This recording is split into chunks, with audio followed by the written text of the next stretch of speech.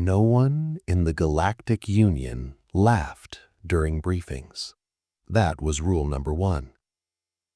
The Union was old, older than most stars still burning, and its members had evolved past things like humor during official sessions. Emotion was inefficient. Surprise was dangerous. And laughter? Laughter meant you had underestimated something. So when a junior xenographer accidentally snorted during the planetary survey meeting, every eye in the chamber turned toward him. "State the cause," the chair being said calmly. The junior swallowed. His frills trembled. I'm sorry, honored chair. It's just this new species profile. It doesn't make sense." The lights dimmed. Data bloomed across the central holosphere. A small yellow star. Third planet out. Blue, green, loud. Designation: Sol 3. Local name: Earth. The chamber grew quieter than vacuum. The chair being tilted its elongated head. "Explain." The junior hesitated, then forced himself to continue. "The species, humans, they evolved on a Class 12 planetary body. That earned murmurs. Class 12 worlds were barely tolerated by life. Unstable orbits, violent weather, aggressive tectonics, predatory biospheres. Most sapient species refuse to even land on such planets, let alone evolve there. And," the press pressed, "and the planet rotates at approximately 1,670 kilometers per hour, the junior said. Silence. Not confusion. Not disbelief. Shock. "That is not survivable," one of the elder delegates said flatly. Another leaned forward. "Perhaps the data is corrupted." The junior shook his head. "No, honored ones. We verified it 3 times. He tapped the console, and the holo shifted. Gravity, 1.0 standard. Axial tilt, 23.5 degrees. Weather systems, chaotic. Seismic activity, high. Meteor impact rate, non-trivial. Dominant species, bipedal omnivores with endurance predation traits." Someone whispered, "Death world." "Yes," the junior said quietly. "A spinning one." That was when the laughter started. Not mockery. Nervous disbelief. One of the avian delegates fluttered its wings. "You're saying these creatures live on a planet that spins fast enough to fling oceans into space?" "Yes." "And they don't live underground?" "No." "And they don't hibernate for half their lives?" "No." "They just walk around?" "Yes." The chair being stared at the hologram of Earth, watching clouds swirl violently over continents scarred by fault lines and impact craters. "How?" it asked slowly. "Has the species not gone extinct?" The junior hesitated again. "Because," he said, "they adapted." The chamber dimmed further. Adaptation was common. But adaptation to that? The holo zoomed in. Humans, standing upright, exposed skin, no exoskeleton, no plasma glands, no natural weapons worth noting. Fragile. At least they looked that way. The chair being studied the images. "They appear soft." "Yes," the junior agreed. "They are." He paused. "And that's the most dangerous part." The first Union probe entered Earth's atmosphere, expecting turbulence. It got violence. Winds slammed into the hull from all directions. Heat spikes fluctuated wildly. Magnetic interference scrambled half its sensors. Lightning arced close enough to ionize the air around it. The probe stabilized barely 3 kilometers above the surface. Below it, life. Not cautious life, not slow life. Life that ran, climbed, flew, swam, hunted, fought, and screamed. "Recording," the probe transmitted. The Union analysts watched predators chase prey across open plains, watched oceans churn under storm systems large enough to swallow continents, watched tectonic plates grind like angry gods beneath cities full of fragile creatures who just lived there. One analyst leaned back, disturbed. They should be terrified. But the humans weren't. They built cities in earthquake zones. They sailed oceans knowing storms could kill them. They climbed mountains that actively tried to freeze them to death. And when the ground shook, they rebuilt. The Union Council ordered deeper scans. They discovered something worse. Earth didn't just spin, it wobbled. Its orbit wasn't perfectly stable. Its magnetic field fluctuated. Its star flared unpredictably. By all known standards, Sol 3 was not a cradle. It was a grinder. And yet, Humans thrived. First contact was approved cautiously. A listening array intercepted human broadcasts. Music, arguments, laughter, war. So much war. The Union translators struggled. These beings glorify conflict, one linguist said. They fictionalize planetary destruction, another added. They joke about death. That one made the room uneasy. Then came the biology reports. Humans healed from injuries that would kill most species. They ran long distances, not fast, but forever. Their immune systems were aggressive to the point of self-destruction. And their pain tolerance. One medical observer whispered, "They keep functioning while damaged." The chair being finally understood why no one laughed anymore. "Prepare a delegation," it said. "We will assess them in person." The Union ship hovered above a human city. Millions lived below. No panic, no mass evacuations. Some humans pointed at the sky. Some recorded. Some complained about traffic delays caused by the alien craft. Inside the ship, the delegation watched in disbelief. "They're not hiding," one delegate said. "They're curious," another replied. A landing site was chosen. The delegation descended. And that was when the humans did something no simulation had predicted. They walked forward, unarmed, smiling. One of them raised a hand. "Hi," the human said casually. "Welcome to Earth." The universal translator processed the tone. Friendly, relaxed, completely unafraid. The chair being felt something unfamiliar tighten in its core. For the first time since the data briefing, it thought, "This species does not understand fear the same way we do." And somewhere, deep beneath Earth's spinning crust, the planet continued to turn.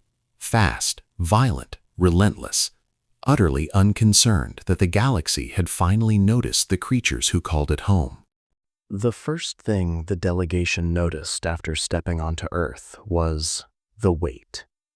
Not metaphorical weight, not emotional pressure, real, crushing gravity. The Union delegates froze mid-step as their bodies adjusted too late. One of the avians collapsed immediately, wings slamming against the landing platform. Another species with segmented legs buckled, joints locking in panic. Alarms screamed inside their suits. Gravity reading stable, the ship AI confirmed calmly. One standard. One standard. That was the problem. Most Union species evolved on worlds between 0.6 and 0.8 standard gravity.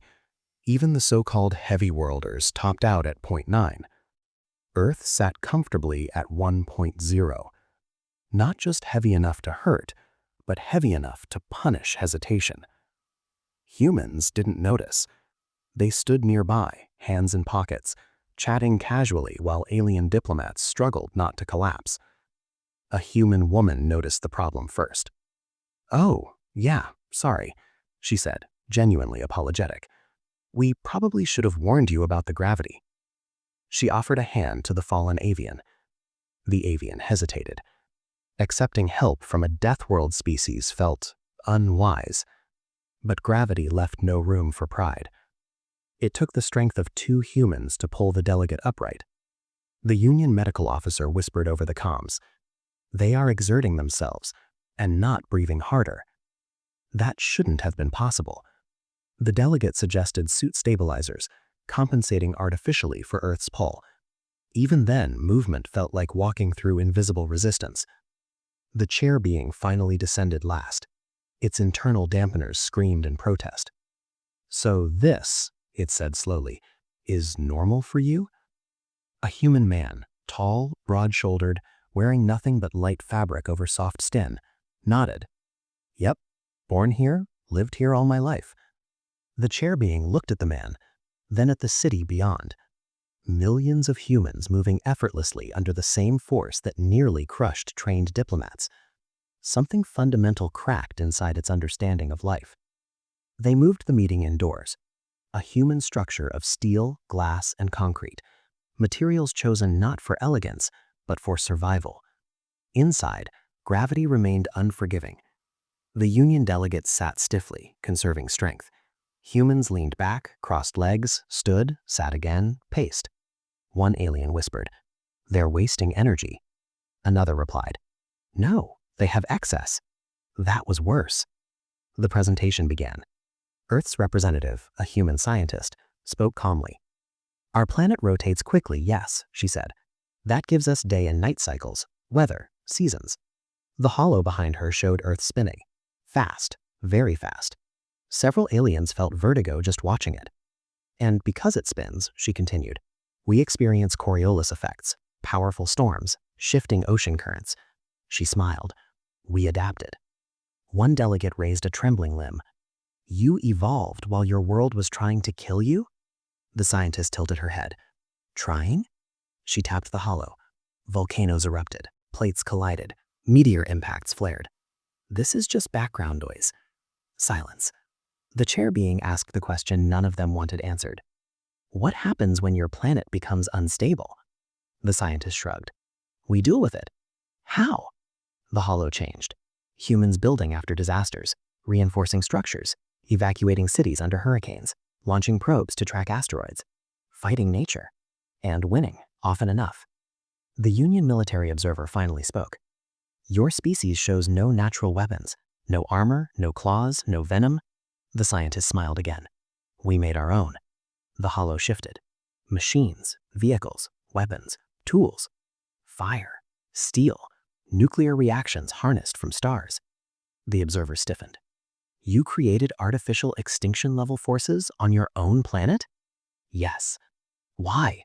The scientist smiled faded. "Because sometimes the planet isn't the biggest threat." That sentence landed harder than any gravity.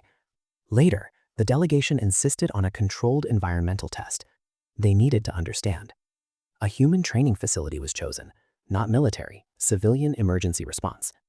The Union delegates watched as humans entered a chamber simulating extreme conditions. Temperature spiked, pressure dropped, oxygen fluctuated. Most species would have collapsed within seconds. Humans adjusted. They breathed slower, focused, moved deliberately. One alien collapsed just watching. The chair being whispered, "They are not surviving, they are operating." Then came the rotation test. A massive centrifuge span faster and faster. The Union safety officer shouted, "Terminate test. This exceeds survivable spin rates." The humans inside laughed. One even waved. "Feels like a roller coaster." The centrifuge reached levels classified as lethal for most Union species.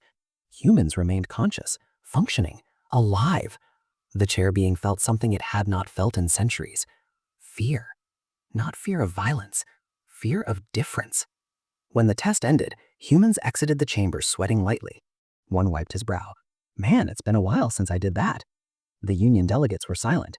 Their medical readouts were still red, just from observing. The chair being finally spoke.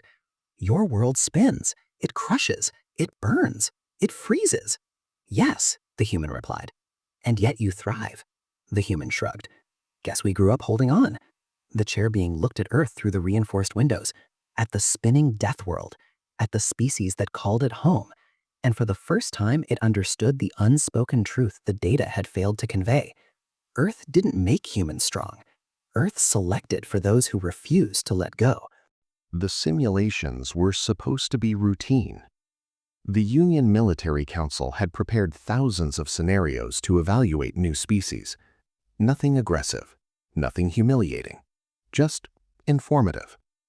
Humanity, they decided, would be tested like everyone else. The problem was that the simulations were built on Union assumptions, and humans did not operate on those. The first test was endurance. Union combat analysts loaded a standard fatigue scenario, extended physical activity under moderate stress. Most species failed between the 3 and 5 hour mark. Humanity volunteered without hesitation. They began running. Not sprinting, not walking, running. Hours passed. Alien observers adjusted their displays repeatedly, convinced something was wrong. "Heart rate elevated but stable," one analyst muttered. "Muscle microdamage detected," another said. "Why haven't they stopped?" A human technician glanced at the screen. "Oh, this? They're just warming up." The council thought it was a joke. It wasn't. When the simulation ended at the 12-hour mark, the humans were still moving. Slower, yes, sweating, bruised, but smiling. One of them looked up at the observation window and asked, "Is there a cool-down phase or are we good?" The union analysts quietly marked the endurance test as inconclusive. The next test was psychological stress. Isolation, conflicting commands, false failures, simulated loss. This one had broken entire species. The simulation dropped humans into an environment designed to disorient and exhaust them mentally. Time delays, contradictory orders, artificial casualties. The alien psychologists watched closely. The humans adapted. They argued, they cursed, they questioned the system. And then, unexpectedly, they started helping each other. One human noticed another slowing. "Hey," he said through the comm, "stick with me. Just focus on the next step." Another shared water. Another cracked a joke at the worst possible moment. Laughter appeared in the data logs. Laughter, under stress levels classified as mentally lethal. A senior psychologist leaned back slowly. "They are reinforcing each other emotionally," she whispered. "That shouldn't work." But it did. When the simulation ended, one human removed his headset and frowned. Was that it? The psychologist closed her notes without answering. Then came the combat modeling. Not live weapons, just projections. The Union loaded a standard multi-species engagement. Mixed terrain, limited resources, escalating threat levels. Humans were placed at a numerical disadvantage. The expectation was simple. They would fail quickly. They didn't. They stopped fighting the simulation the way it was designed. They changed tactics. One human rerouted resources instead of attacking. Another refused direct confrontation, choosing delay and terrain manipulation. Another simply waited. The alien observers grew confused. Why aren't they engaging? Why are they retreating? They're wasting time. Then the terrain shifted. Simulated storms intensified, visibility dropped, gravity fluctuated. Conditions most species avoided. Humans advanced. They moved better in chaos. They anticipate failure and built around it.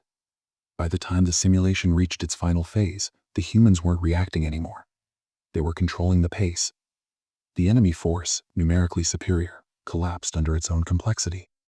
The final report displayed one line no one expected to see. Outcome: human victory. The room went silent. A Union general spoke carefully. Run it again. They did. Same result. Again. Same. Again. Human victory. The chair being requested a private briefing. What we are seeing, it said slowly, defies evolutionary logic. The analyst hesitated. With respect, it doesn't. The chair being turned. The analyst gestured to the data. They evolved on a spinning world, with constant change, unstable climates, shifting threats. So they don't seek stability. The analyst said. They expect instability. The chair being's core bent slightly. They are not optimized for peace. She realized. No. The analyst agreed. They're optimized for survival. The final test was meant to end the debate. A full-spectrum disaster simulation. Planetary failure, infrastructure collapse, communication blackout. No species had ever completed it. The humans entered quietly. The simulation began. Earthquakes, fires, power loss. The humans didn't panic. They organized. One took command without being told. Another started triage. Another began rebuilding using debris. The Union observers stared as humans repurposed failed systems into functional ones. They're fixing the disaster. One whispered. No. Another replied. They're living in it. When the simulation ended, the system flagged an error. Scenario unresolved. Human subjects remain operational. The chair being closed its optics. This was no longer curiosity. This was recognition. The galaxy had made a mistake. Not by inviting humans, but by underestimating what a species forged by a spinning death world would yield. By the time the fourth session ended, the Union Council no longer spoke in confident tones. They whispered. Humanity was no longer just interesting. It was destabilizing. The chair being convened an emergency doctrine review, Military strategists, evolutionary biologists, and psychological analysts gathered around a projection of Earth, still spinning calmly in silence. "Let's be clear," one strategist said. "They are not stronger than us, not faster, not biologically superior." A human liaison, seated quietly at the end of the chamber, raised an eyebrow. "So what's the problem?" he asked. The room paused. "That's exactly it," the strategist said. "We don't know." The council attempted classification. Humans were not apex predators by Union standards. They lacked natural armor. They lacked plasma organs. They lacked hive mind efficiency. And yet, they endured. They adapted. They escalated. The analysts reached an unsettling conclusion. Humans were not dangerous because of what they were. They were dangerous because of what they expected. A senior xenopsychologist requested permission to speak directly with the human delegation. The council agreed. The interview chamber was neutral, gravity set to Union standard, atmosphere carefully balanced. The psychologist began gently.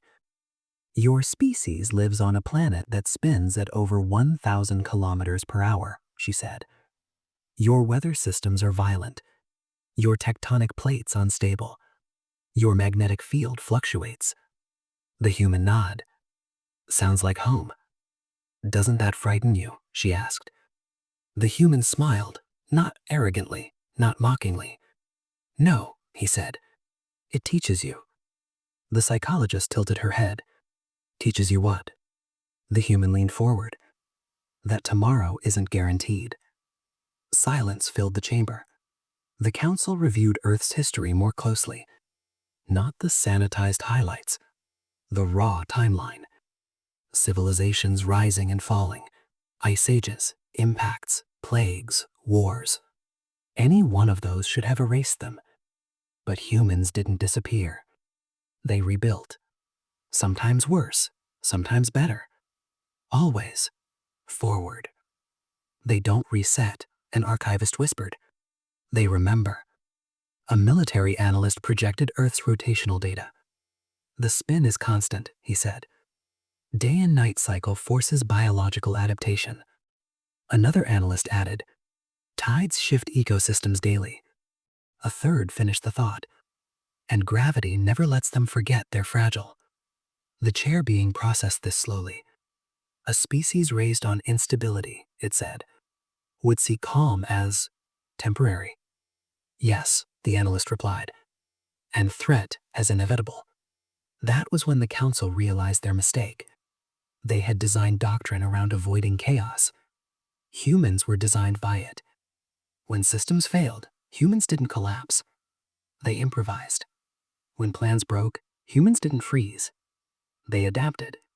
When certainty vanished, humans didn't panic. They acted. The council ordered one final review. Not a simulation, a question. A simple one. They asked the human delegation, "If the galaxy turned hostile tomorrow, what would your species do?" The human response was immediate. "We try to talk first." That answer relieved some in the room. Then the human added quietly, "But we'd already be preparing for the alternative." The room chilled. A counselor spoke what no one else wanted to say. "Your species evolved on a death world." The human nodded. "One that spins," the counselor continued. "One that never stops moving." "Yes. And yet you built art, music, philosophy." The human smiled again. "That's how we stay sane." The council understood then. Humanity wasn't hardened despite their world. They were hardened because of it. The chair being issued a new classification. Earth, Death World, Adaptive Species Level Maximum. And beneath it, a note that had never been used before. Caution, unpredictable under pressure. The human delegation read the classification. One of them chuckled softly. "Better than what they used to call us." The chair being asked, "And what was that?" The human looked at the spinning hologram of Earth. "Extinct." The reclassification changed everything. Doors that had once opened politely for humans now opened carefully. Union security protocols were rewritten within hours, not in fear, at least not officially, but in consideration. Earth was no longer a curiosity, it was a variable, and variables made empires nervous. The first test came quietly. A deep space mining station on the edge of Union territory lost stabilizers during a stellar shear event. Rotational drift began tearing the structure apart. Union engineers evacuated immediately. They declared the station lost. Then someone asked the question no one expected. Should we call the humans? The human delegation received the request mid-cycle. No emergency tone, no command, just coordinates and a warning. Rotational instability, structural collapse imminent, life support failing. The human response took 12 seconds. We're on our way. The Union watched the human vessel approach the station. It didn't slow down. It matched rotation. The engineers stared as the ship locked onto a tumbling structure spinning out of control. That violates safety margins, a Union officer muttered. A human technician laughed over open comms. Margins are suggestions. Inside the station, gravity shifted violently. Loose equipment became weapons. Corridors twisted under stress. Union observers expected chaos. Instead, they saw humans moving with practiced ease, boots magnetized, bodies angled, timing steps between centrifugal shifts. They didn't fight the spin, they used it. A Union engineer watching the feed whispered, "They're treating this like training." That wasn't far from the truth. Humans had trained for unstable platforms since they first learned to sail. The difference was scale. When a structural beam snapped, the humans didn't retreat, they tethered. When a bulkhead failed, they didn't panic, they sealed manually. When gravity inverted briefly, they didn't scream, they adjusted. One Union commander finally asked the question out loud. How are they so calm? A xenopsychologist answered, because this is not worse than home. The station was saved, not restored, saved. Humans stabilized rotation long enough to evacuate remaining personnel and secure critical systems. When the last human exited, the station collapsed behind them in a slow, silent spiral. The Union called it a miracle. The humans called it Tuesday. News spread fast, not propaganda, observation. Species across the Union began reassessing their assumptions. A species that lived on a spinning death world didn't fear instability. They expected it. The council convened again.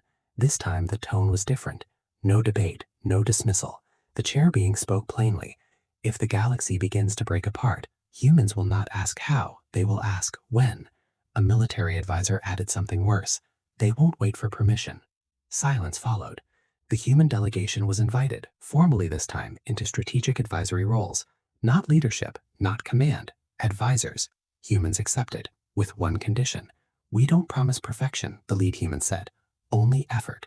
The council agreed. They didn't realize yet how dangerous that promise was, because effort, from humans, didn't have an off switch. As ships departed the council chamber, one junior analyst remained behind, staring at the rotating hologram of Earth. Why them? She asked softly. The chair being answered. Because when the universe pushes, they push back. Far away, Earth continued to spin, uncaring, unstoppable, and for the first time in galactic history, the stars adjusted their plans around it. Trust, once given, is rarely gentle. The Union learned that the hard way. The crisis didn't arrive with warning beacons or dramatic alarms. It arrived as a pattern. 3 shipping lanes failed in under a week. Not attacks, not accidents, misalignment. Gravity wells shifting. Navigation predictions drifting off by fractions that shouldn't matter, but did. Except they did.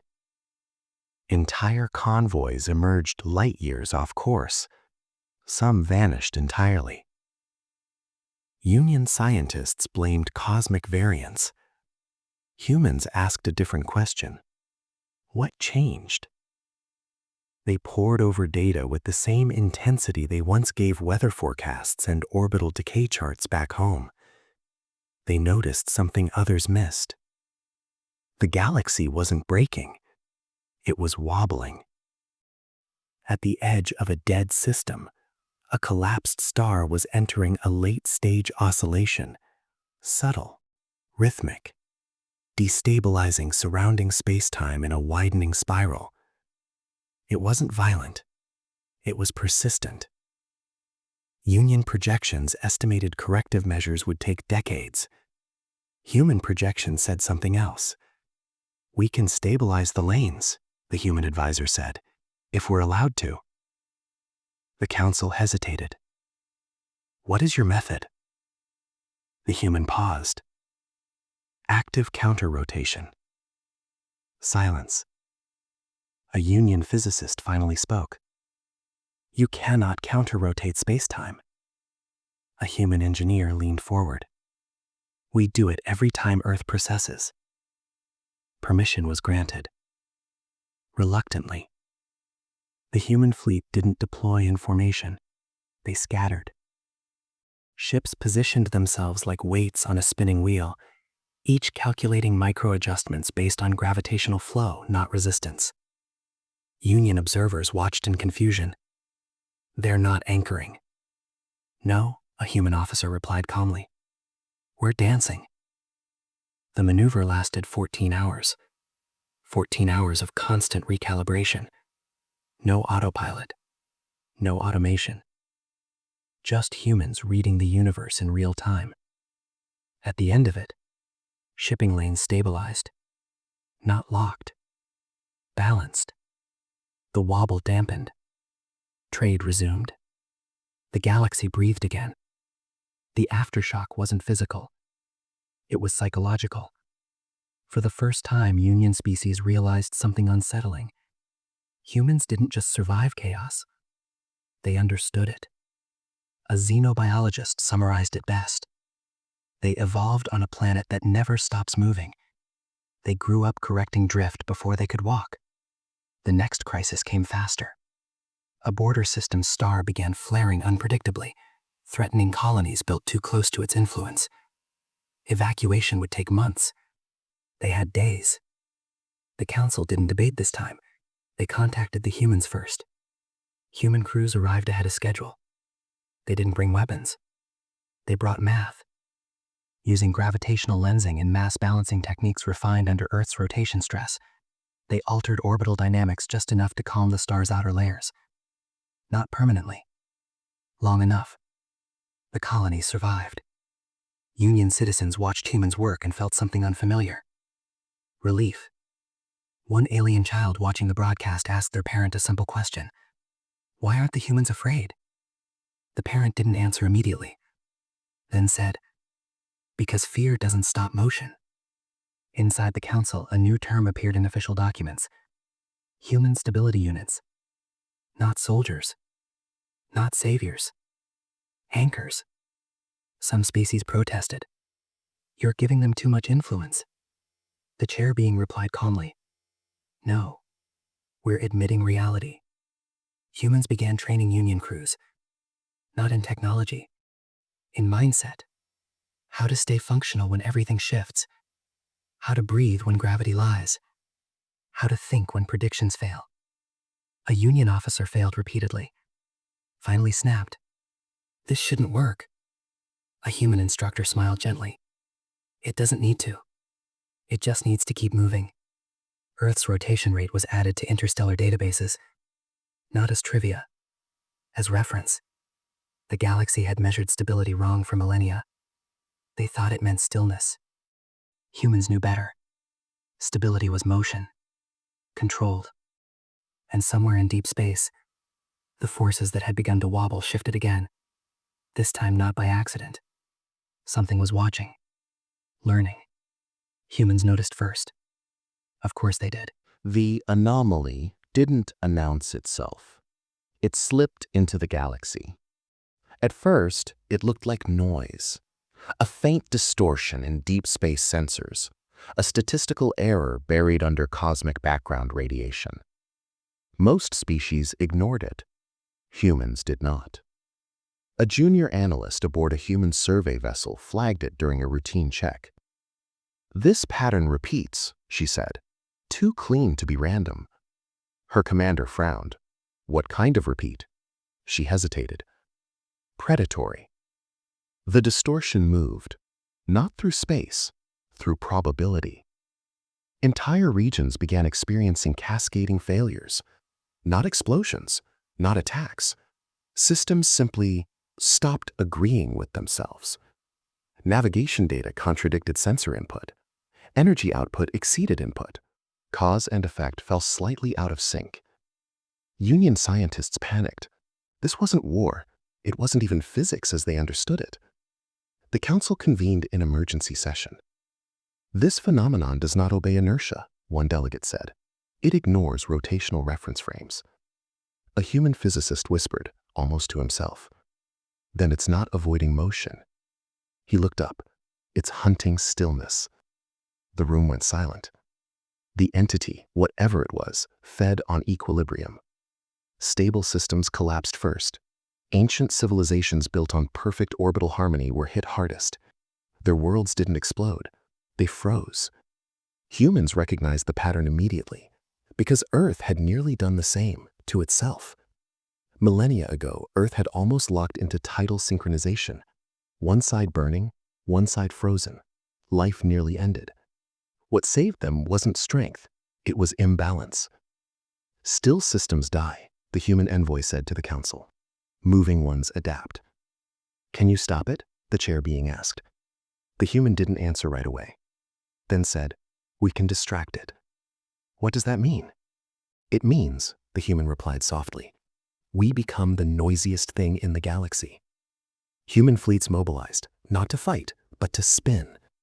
They introduced controlled chaos into key regions, artificial rotational fields, variable gravity pulses, orbit-shifting maneuvers that made Union engineers wince. You're destabilizing everything, a counselor shouted. A human captain replied calmly, no, we're making it messy enough to live. The entity changed course. It noised. Union sensors screamed as the distortion curved toward human activity, toward the spinning, shifting, violently alive zones. Fear rippled through allied systems. You've drawn it to us. The human response was immediate. Yes. Human ships didn't retreat. They tightened formation. Not defensive, inviting. At the center of the fleet, a massive construct activated, a rotating framework the size of a small moon. Its motion was chaotic, but mathematically intentional. What is that? A human observer whispered. A human engineer answered. A simulator. For what?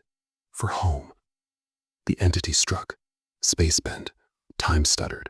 Several alien vessels lost coherence instantly. Humans didn't. Their ships flexed, not rigid, adaptive, built to expect the universe to lie. Inside one human command ship, alarms blared, but no one panicked. A young officer swallowed. It's learning. The commander nodded. So are we. They adjusted rotation vectors, introduced asymmetry, unpredictability layered on unpredictability. The entity recoiled, not damaged, confused. Union observers stared in disbelief. You're not overpowering it. A human scientist replied. No, we're exhausting it. The realization hit the council like a shockwave. This thing wasn't invincible.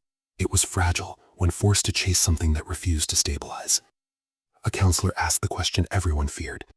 How long can humans keep this up? The answer was quiet. As long as necessary. Hours passed, then days. Human crews rotated shifts. Fatigue showed, but the motion never stopped. Finally, the distortion thinned. It didn't flee. It dissolved. Unable to anchor, unable to feed. When the last anomaly faded, the galaxy didn't cheer. It exhaled. Damage reports flooded in. Many worlds were saved. Some weren't. Humans didn't celebrate. They mourned alongside others. In the aftermath, a Union historian spoke during open session. We built civilizations to avoid instability, they said, and nearly died because of it. They turned to the human delegation. You build one inside it. The chair being made a declaration that would echo through history. From this moment, it announced, human rotational theory and adaptive doctrine are mandatory study for all member species. Humans exchanged looks. One whispered, half smiling, told you spin mattered. But far from council space, in regions untouched by fleets or politics, something else shifted. Not an entity, an intelligence. Older, watching how chaos had been used. And for the first time in a very long time, it felt something new. Concern. The galaxy thought it was over. That was the mistake. The anomaly hadn't been destroyed. It had been tested. Far beyond mapped space, beyond trade routes and council borders, something vast adjusted its awareness. Not angry, not afraid. Calculating. Human motion had disrupted it. Human unpredictability had weakened it. But more importantly, humans had changed it. The entity had always fed on stillness, perfect systems, predictable harmonies. Now, for the first time, it had encountered a civilization that treated instability not as a flaw, but as an environment. In the deep void, the entity restructured itself, not to avoid motion, but to use it. Union listening arrays detected the change first. "This signal is rhythmic," an alien technician whispered. "It's imitating rotational variance." A human analyst stiffened. "That's not imitation," she said. "That's adaptation." Emergency channels lit up again. The council reconvened. "This entity is evolving," the chair being said, "and it is doing so based on human behavior." Eyes turned toward the human delegation. A senior human strategist spoke carefully. "We forced it to chase chaos," he said. "So it learned to run." Silence followed. Then someone asked the question no one wanted answered. "Can it become like you?" Humans didn't respond immediately. Finally, one said, "No." A pause. "Because we don't become like threats. We outgrow them." The entity struck again. Not at human fleets, not at rotating constructs, but at refuge. A small, newly stabilized Union world went dark. Not frozen, not destroyed. Its rotation stopped. Mid-spin. The planet tore itself apart. The galaxy screamed. "This is escalation," a counselor cried. "No," a human replied quietly. "This is a message." The entity wasn't hunting equilibrium anymore. It was hunting dependence. Worlds that relied on humans to manage instability? Worlds that had begun copying human rotational systems without understanding them? Human command centers went silent. This was their fault. A young human officer spoke, voice shaking. "We taught them how to spin." The commander finished for her. "But not why." The council demanded a solution. "You are the only ones it reacts to," the chair being said. "You must stop it." A human scientist asked a dangerous question. "At what cost?" The room tensed. "Stopping it means stabilizing it," she continued. "Locking it into a state it can't adapt from. And that state would require us."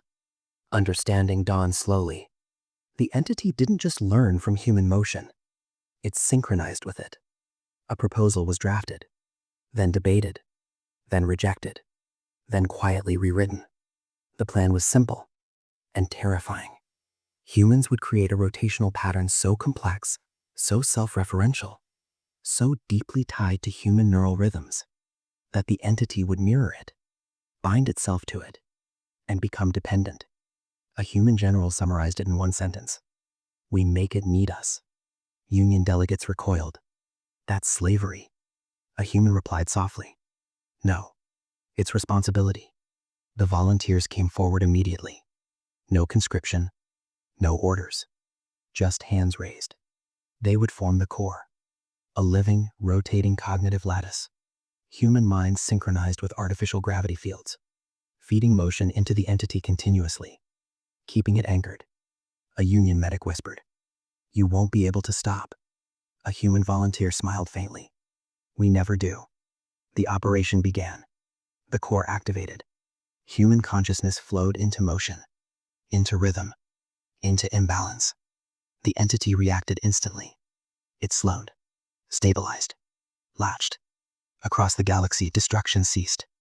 Worlds trembled, but held. Systems breathed again. But the cost became clear within hours. Human core operators aged rapidly. Time dilation ripped at neural tissue. Memories blurred. Names faded. A Union observer watched in horror. "They're burning themselves alive," a human commander replied. "They're holding the galaxy together." Inside the core, a volunteer laughed weakly. "Figures," he muttered. "Galaxy almost dies. Humans fix it by refusing to sit still." The entity tried to pull deeper, to consume, to merge. Humans resisted, not with force, but with identity. Stories, emotions, unfinished arguments, love, regret, music remembered imperfectly. The entity recoiled again. It couldn't digest contradiction. And that was when it happened. For the first time, the entity spoke. Not in language, in sensation, in shared awareness. Fear, not of humans, of becoming them. The core held. Barely. A human voice echoed through command channels. "If it adapts fully," another finished the sentence, "it won't be a predator anymore." The question now wasn't survival. It was choice. Do humans let the entity dissolve, ending the threat forever but collapsing the core? Or do they keep it alive, bound to motion, bound to humanity? The council waited. The galaxy held its breath. And humanity faced a familiar moment, the kind they always seemed to reach, where there was no clean victory, only consequences. The galaxy waited. Not in silence. In tension. Inside the core, time had lost meaning. Human minds rotated through gravity fields that bent thought itself. Some volunteers no longer remembered how long they had been there. Others remembered too much. Childhoods replayed out of order. Arguments that never ended. Songs missing their last notes. Yet none of them asked to be disconnected. Outside the core, the council chamber felt unbearably small. The chair being spoke carefully. "The entity is stable," it said. "Bound. Dependent. No longer expanding." A pause. "But it is aware." A human strategist nodded. "It always was." A Union ethicist finally said what everyone was thinking. "If you maintain this bond, humanity becomes a permanent component of galactic stability." Another voice followed. "You become infrastructure."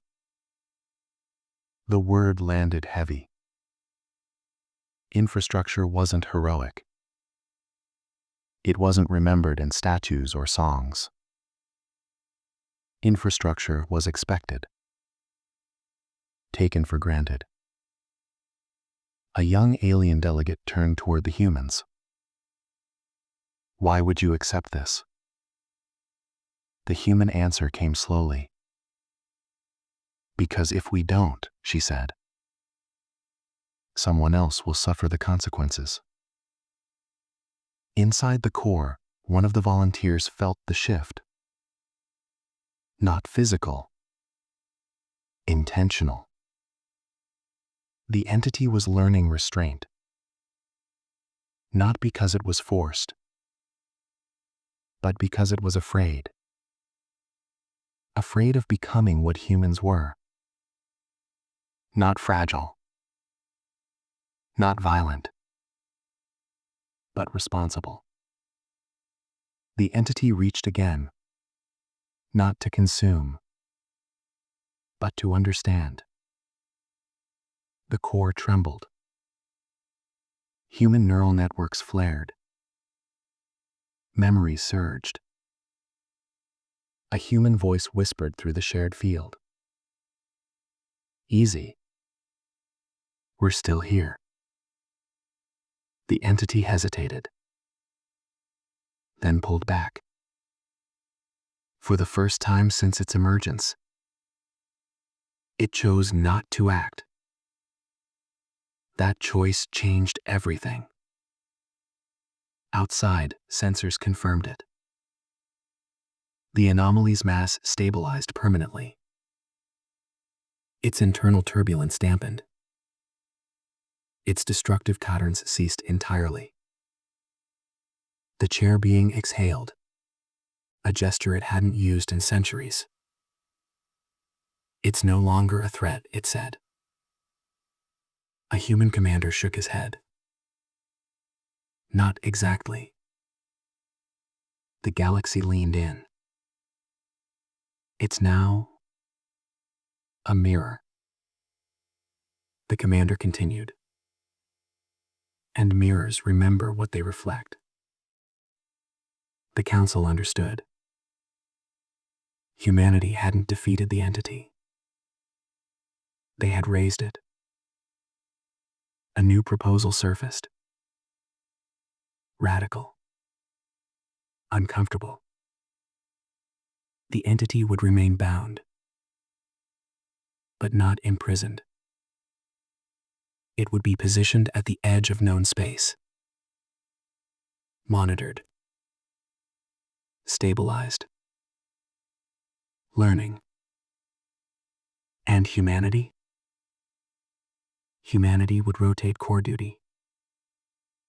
Generations volunteering.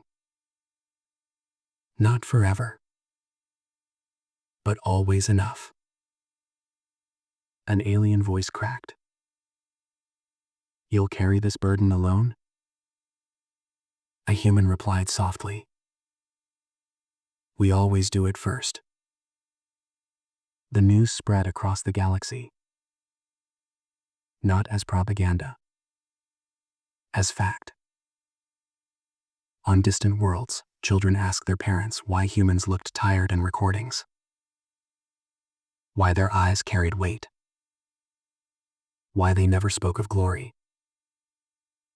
The answer was the same everywhere. They hold things together. Inside the core, a volunteer laughed quietly. Guess this is our thing now, he said. Spinning worlds, stopping disasters. Being inconveniently necessary. Another voice replied. Could be worse. How? We could have lived on a quiet planet. The entity felt that humor. Didn't understand it, but recognized its pattern. Something shifted. Not adaptation. Acceptance. The entity no longer sought stillness. It sought balance through motion. Human motion. A council archivist recorded the event. Then stopped. Then rewrote the entry. It no longer classified humanity as a death world species. That term felt incomplete. A new designation was proposed. Rotational species. Civilizations evolved not despite instability, but because of it. Years passed. The galaxy changed. Worlds once afraid of chaos began to embrace controlled motion. Cities rotated, habitats spun. Cultures adapted. But no one ever forgot where it came from.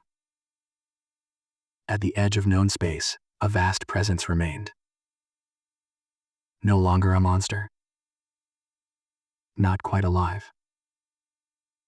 Held in chapped by rhythm. By choice. By humans who refused to stop moving. A final transmission echoed across the Union. Recorded. Unedited. We were born on a spinning rock, the human narrator said. Nothing ever stood still for us. Not the ground. Not the sky. Not history. A pause. So when the universe tried to end, we did what we always do. We adapted. The galaxy never went back to normal. Not because it was broken, but because it had learned too much. Years after the core stabilized, historians struggled with one simple problem. There was no single moment they could point to and say, this is when everything changed. No final battle, no declaration, no empire falling in flames. Just humans continuing to show up. The rotational station at the edge of known space became routine. Human crews rotated in and out quietly. No ceremonies, no speeches, just names added to a long list. The entity watched. It did not speak. It did not threaten. It learned. From humans, it learned that motion did not mean chaos. That balance was not the absence of force, but the management of it. A human technician once joked during a shift, "Funny thing is, if we ever stop spinning, that's when it all goes wrong." The entity remembered that. Back in the council chamber, the designation rotational species stuck. At first, other civilizations laughed. Then they studied it. Then they copied it. Habitats once built rigid and static were redesigned. Planets once feared for tectonic instability were colonized. Societies learned to bend instead of resist. Humanity had not exported weapons, they had exported mindsets. A council elder, ancient even by alien standards, recorded a private log. We once believed stability was safety. Humans taught us stability is survival only when earned. On Earth, life continued. Messy, loud, spinning. Children still learned gravity by falling. Storms still rearranged coastlines. Politics still argued itself in circles. Nothing about Earth became easier. But somehow, that mattered less now. A young human cadet preparing for her first core rotation asked her instructor, "Why us?" The instructor didn't answer right away. He watched the planet turn beneath the viewport, then said, "Because we never expected the universe to slow down for us." The entity felt her fear, felt her resolve, felt the old instinct to expand, and the newer instinct to restrain. It chose restraint. Again. Not because it was controlled, but because it remembered who taught it. One day, long after the first volunteers were gone, the entity did something unprecedented. It adjusted its own orbit, just slightly, to reduce strain on the human core interface. The sensors caught it. The logs confirmed it. Silence followed. Then laughter. Quiet. Disbelieving. Human. It's learning. One whispered. No monuments were built for humanity's role. No grand titles. The galaxy didn't call them saviors. They were called something far stranger. Necessary. And for the first time in recorded history, that word was spoken with respect. In the final council session on the matter, the chair being summarized it best. Humans did not conquer the galaxy. They did not rule it. They did not reshape it in their image. A pause. They taught it how to keep moving without tearing itself apart. At the edge of space, the core pulsed gently. Not a prison. Not a weapon.